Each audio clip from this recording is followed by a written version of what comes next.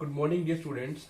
Today I am Prince from Indus World School going to discuss the chapter Electricity, chapter number 12 of Science. Now, in this chapter, we are going to study about current, electricity, and electric circuit, and how house appliances are used the current electricity.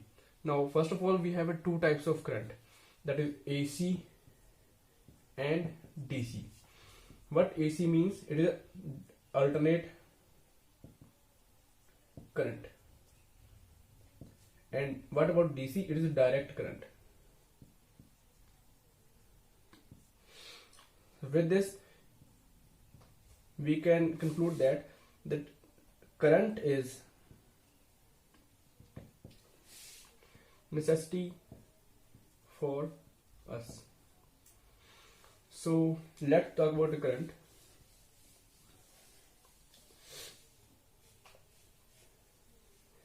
Now, first of all, we have a conductors.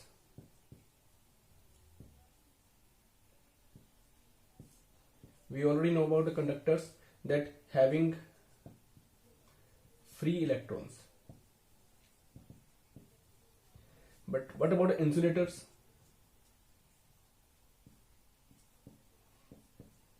Now, insulators, they don't have free electrons. So, in case of conductors, only conductors can conduct electricity.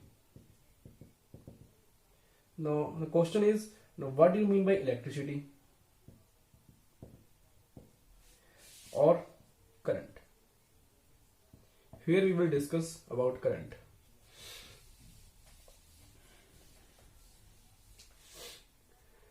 So first of all, in case of current, let's take an example of a sodium.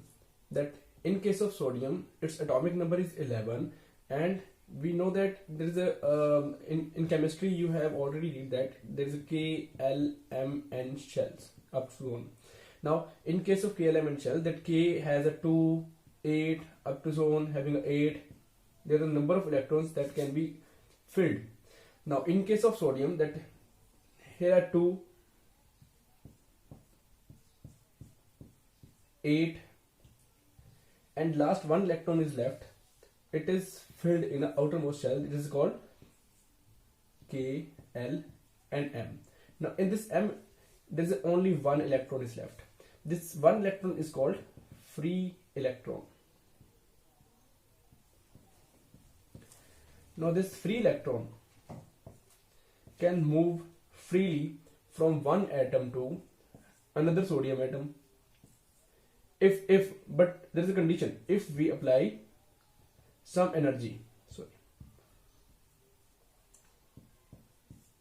Okay. Now this is only an example of a sodium. There are many examples related to the conductors, that we can say the copper, aluminium, iron, and silver and gold. Now in these examples we use a copper as a conductor. Okay. Now let us take a conductor. It is of a cylindrical shape. Wait. Now this is a conductor. That is it is a wire of we consider it is a conductor, or it is a wire. Now it is connected to a battery. Now these two lines represents the battery.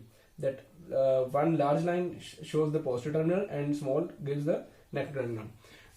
As we already know about the battery, now this side is called a positive terminal and another side is called a negative terminal. Now these two positive and negative terminals are connected in a particular way, that in case of remote control we can use a positive with a positive and negative with a negative. There are a number of combinations that we can do to connect to the battery. It is a series combination or parallel. We can discuss it later.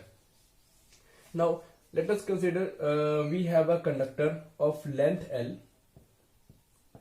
and a battery is connected.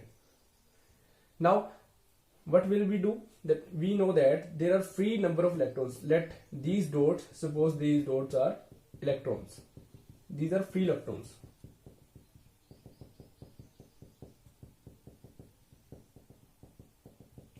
Now if these free electrons having a positive potential connected, now these electron having a negative charge.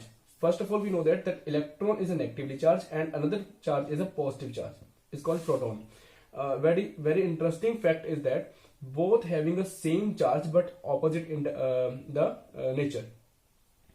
In case of electron, there is a minus 1.6 into 10 power minus 19 coulomb, and in case of proton it is plus 1.6 into 10 power minus 19 coulomb.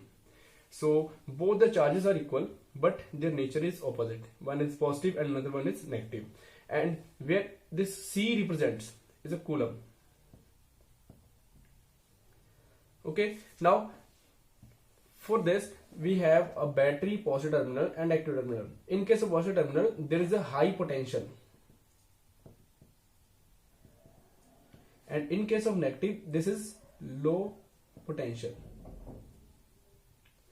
Now electron, these free electrons can move towards lower to higher potential. And if we are talking about the electrons, there is another positive charge. There is another charge that is opposite to that charge, is a positive. Now if we can say that electrons are moving towards the positive terminal or a high potential terminal, and then there is another movement of a proton that they are moving towards negative terminal. Now negative terminal, or we can say that it is a low potential terminal. Now due to this motion, we can say that there is a flow of charge. Now this flow with respect to time is called current, or we can say that there is a rate of flow of charge is called current. Okay, now here I is a current and Q is a charge and T is a time, and here unit of charge is coulomb, unit of time is second.